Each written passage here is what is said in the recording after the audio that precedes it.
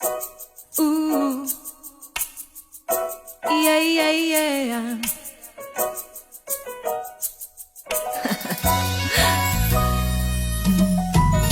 Indraindray anao tô manontany tena hoe ahoana re ny fiainako.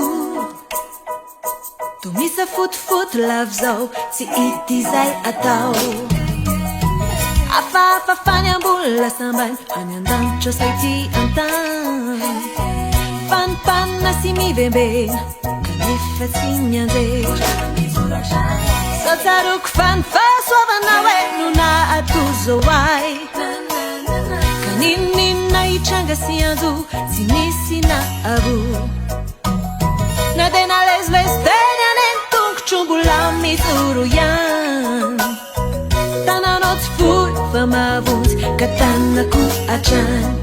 Ka hihira ho anao na tsy mindrika azy ankalazanao ambany lanitra. Sandratroni ivoninahitra ka hira hoe Hosana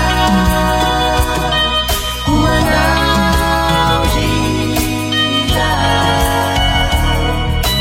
vera sy lazare mandrakizay.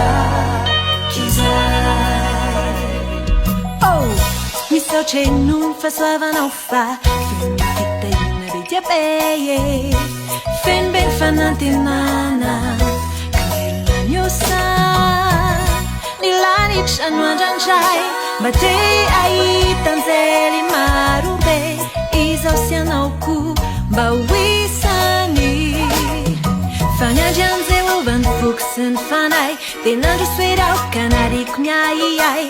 Elatra no iakarako toy ny amin'ny voro-manidy tsy eto an-tany amin'ny famba misitsy. Renjerijery teo ro tsy tia hatrizay sont des false bye. Glory to you, oh my Lord.